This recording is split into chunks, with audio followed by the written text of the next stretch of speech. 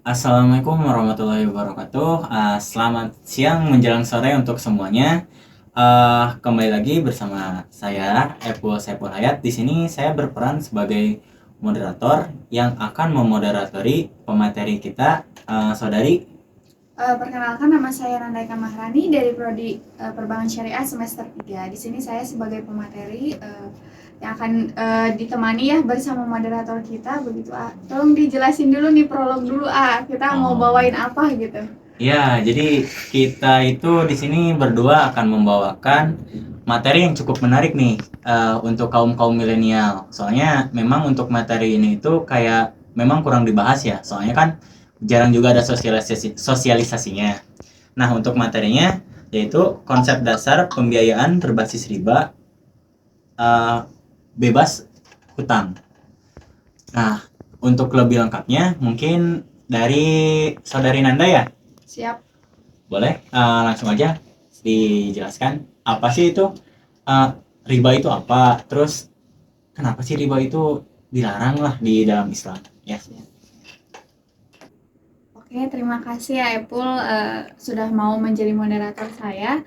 Di sini tadi sudah perkenalan juga, nama saya Nanda ya dari program studi perbankan syariah semester 3. Di sini saya akan membawakan materi yang sudah saya rancang gitu dari semalam, mungkin dari kemarin-kemarin, diantaranya konsep dasar pembiayaan bebas riba berbasis utang. Tadi kan ditanyakan ya, apa itu riba dan kenapa sih nggak boleh gitu. Nah, riba ini adalah praktik pembebanan bunga keuangan atas premi atau jasa uang pokok. Riba juga berarti pengambilan tambahan dari harta pokok atau modal secara batil. Nah, secara garis besar juga riba dikelompokkan menjadi dua, diantaranya ada riba utang piutang, ada juga riba jual beli. Nah, yang pertama kita bahas dulu tentang riba utang piutang. Ini juga dibagi menjadi dua lagi, diantaranya ada riba qard dan juga riba jahiliyah. Riba qard itu adalah suatu manfaat atau tingkat kelebihan tertentu yang disyaratkan terhadap yang berhutang. Nah, kalau riba jahiliyah tersendiri itu utang yang dibayarkan lebih dari pokoknya karena si peminjam tidak mampu bayar utangnya pada waktu yang ditetapkan. Selanjutnya ada juga riba jual beli. Nah, di sini dibagi menjadi dua juga, diantaranya ada riba fadl dan juga riba nasiah. Apa itu riba fadl? Riba fadl itu jual beli yang mengandung unsur riba pada barang sejenis dengan adanya tambahan pada salah satu barang tersebut gitu. Nah, untuk riba nasiah tersendiri, penangguhan, penyerahan atau penerimaan jenis barang ribawi dengan jenis barang ribawi lainnya. Oke, penjelasan sangat menarik ya. Jadi riba itu memang sebenarnya bahaya juga ya kalau misalkan memang tidak ada apa ya penjelasan yang rinci untuk riba. Nah, ini saya mau tanya nih, untuk riba itu biasanya ditinjau dari aspek apa aja sih? Supaya si riba itu bisa diketahui kalau ini memang riba bukan yang lain tuh. Oke, terima kasih ya pertanyaannya. Ini baru mulai saja sudah ada pertanyaan, sepertinya memang disekat dengan beberapa pertanyaan, jadi saya harus siap ya. Oke, tadi pertanyaannya riba ditinjau dari berbagai aspek gitu ya. Yang pertama itu ada dari pandangan Islam terlebih dahulu. Islam dengan tegas melarang praktik riba. Hal ini tercantum dalam Al-Quran dan As-Sunnah. Al-Quran menyatakan haram terhadap riba bagi kalangan masyarakat Muslim. Dan juga ada riba dalam perspektif ekonomi. Di sini ada teori abstinence, teori yang mengemukakan untuk pembenaran pengambilan bunga adalah alasan dari abstinence. Terus di sini juga ada bunga sebagai imbalan sewa. Sewa hanya dikenakan terhadap barang-barang seperti rumah, perabotan transportasi dan sebagainya yang apabila digunakan akan habis, rusak dan kehilangan dari sebagian dari nilainya begitu. Mudah-mudahan bisa menjawab gitu. Wah, menarik banget ya, penjelasan Teh Nanda mengenai riba. Kayaknya Teh Nanda udah lumayan mendalam ya tentang masalah riba peribaan ini ya. Soalnya dilihat dari penjelasannya juga enak didengar, terus lugas kayak yang udah tahu tuh riba itu apa aja. Nah, gini nih Teh, kan setahu saya di dalam konteks bank syariah itu kan ada beberapa itu ya, kayak beberapa akad. Nah, salah satunya murabahah. Nah, murabahah itu apa sih Teh sebenarnya? Jadi saya juga kan masih awam nih terkait untuk perbankan syariah. Jadi saya pengen tahu apa sih itu murabahah? Siap. Bertanya lagi, oke, lagi dan lagi, siap. Baik, tadi pertanyaannya terkait dengan murabahah ya. Oke, izin menjelaskan ini sepengetahuan saya saja karena saya juga di sini sama-sama masih belajar ya. Murabahah itu yaitu kontrak jual beli di mana barang yang diperjualbelikan tersebut diserahkan sedangkan harga pokok dan margin keuntungan yang disepakati bersama dibayar kemudian hari secara sekaligus.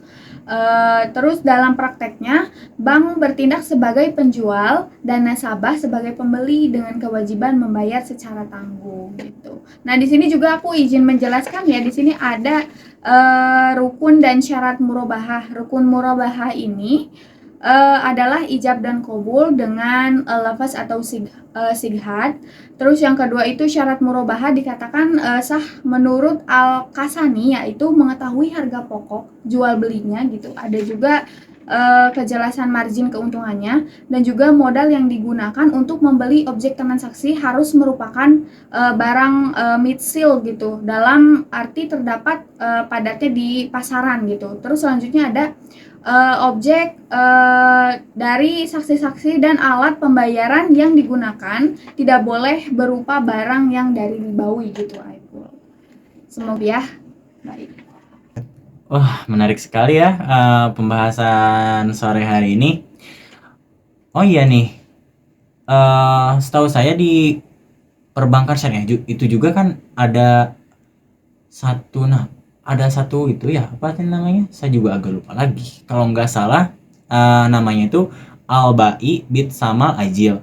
Nah, Al-Ba'i bid Samal Ajil itu apa sih teh? Soalnya saya juga belum tahu tuh apa artinya. Oke, izin menjawab. Jadi tadi pertanyaannya itu apa sih al-bai bid saman ajil ya? Oke. Secara bahasa al-bai maknanya adalah jual beli dan transaksi, saman maknanya harga dan ajil maknanya bertempo atau tidak tunai. Saman ajil maknanya adalah harga belakangan atau uangnya diberikan kemudian ditangguhkan gitu. Maksudnya harga barang itu berbeda jika dilakukan pembayaran dengan tunai. Bai muazal, bai bid saman ajil adalah jual beli di mana pembayaran atas harga jual barang dilakukan dengan tempo waktu yang ditangguhkan tertentu di waktu mendatang atas kesepakatan bersama begitu, Aipul. Oke, menarik ya. Berarti tadi mungkin dari penjelasan Teh Nanda ya, itu hampir sama kayak murabahah yang tadi dijelaskan. Nah, ini Teh eh itu kan pasti ada bedanya. Terus apa sih Teh rukun dan syarat al-ba'i bid sama ajil? Soalnya kan kalau misalkan nggak ada rukun dan syaratnya, mungkin itu juga termasuknya ke murabahah juga kan? Nah, yang saya tanyakan, apa sih Teh rukun dan syarat al-ba'il bid sama ajil? Oke, izin menjawab ya. Tadi pertanyaannya terkait dengan rukun dan syarat al-bai bid saman ajil. Oke, yang pertama kita bahas dulu terkait dengan rukunnya ya. Rukun dalam akad ini yaitu pasti harus ada penjual. Selain ada penjual pasti harus ada pembelinya dan yang pasti harus ada barang yang diperjualkannya, ada harga dan juga ijab qabul. Untuk syarat akad ini yaitu penjual memberitahu biaya modal kepada nasabah. Selanjutnya kontrak pertama harus sah sesuai dengan rukun yang ditetapkan. Selanjutnya juga ada kontrak harus bebas dari riba nih yang pasti.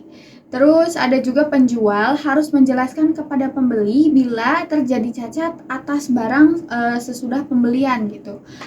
Terus ada juga penjual harus menyampaikan semua hal yang berkaitan dengan pembelian. Ini yang terakhir, jika syarat dalam yang tadi yang disebutkan penjual memberitahu biaya modal dan selanjutnya tidak terpenuhi, pembeli mempunyai pilihan yakni melanjutkan pembelian seperti apa adanya atau bisa juga si pembeli membatalkan kontrak dari bai bid saman ajil tersebut begitu, Aipul. Semoga menjawab ya.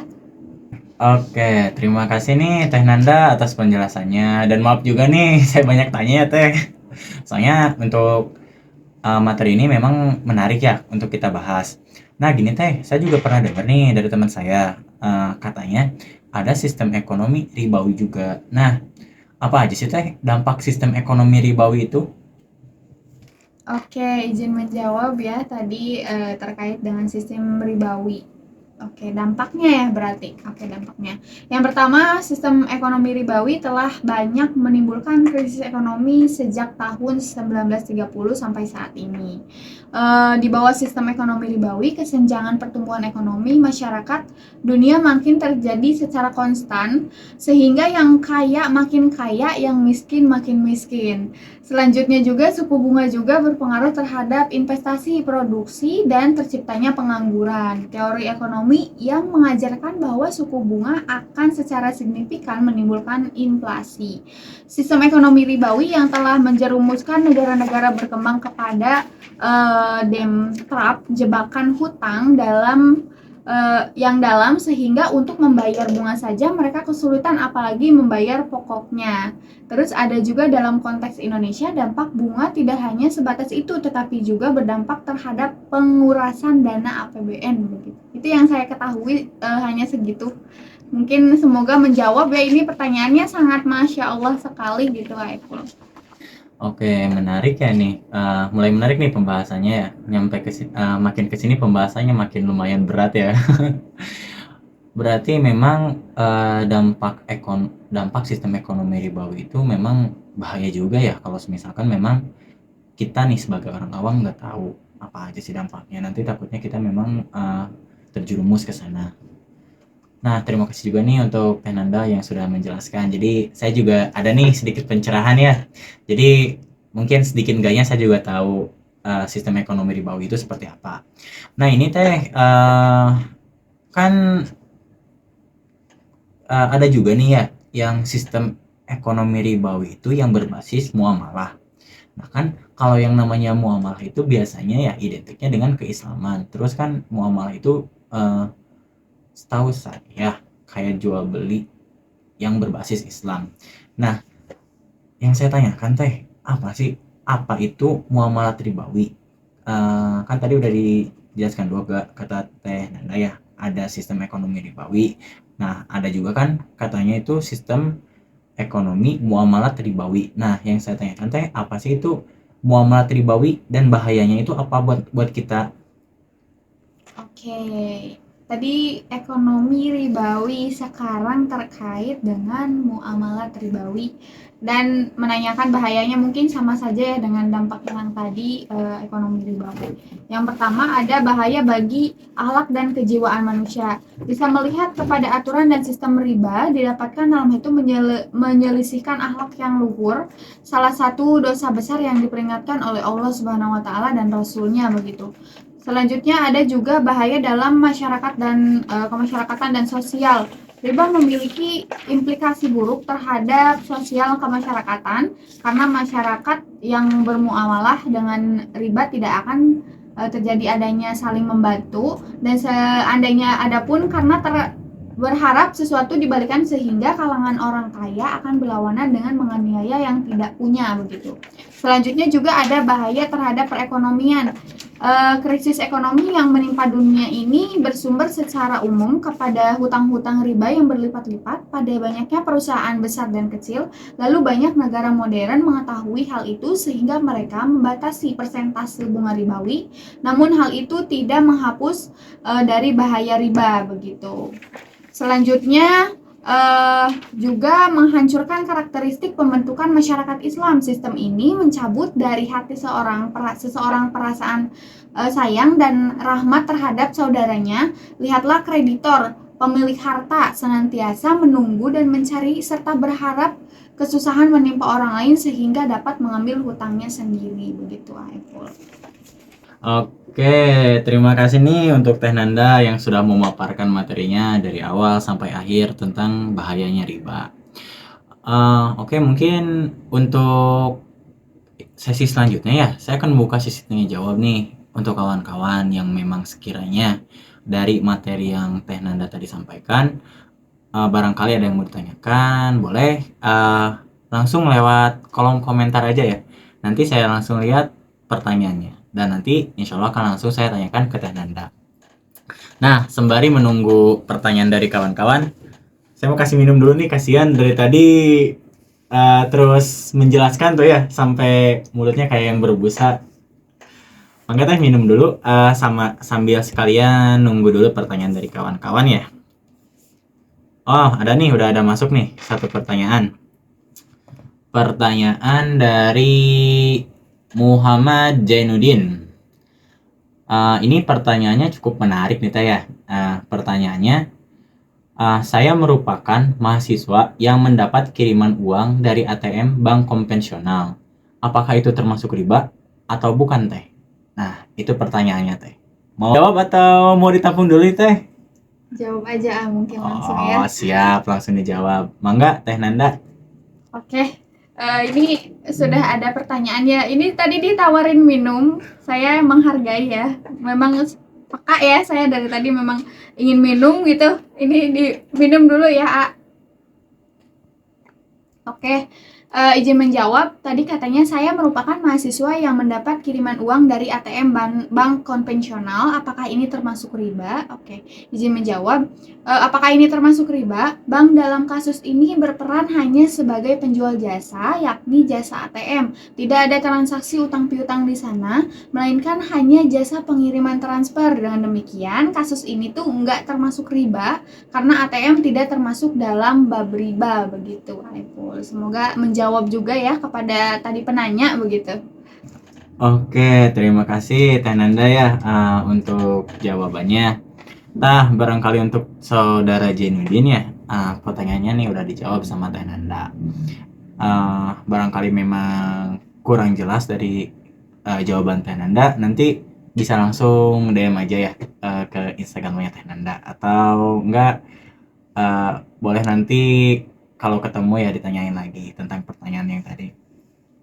Nah, ini juga ada nih pertanyaan kedua dari Andi Herdian. Pertanyaannya cukup menarik nih ya.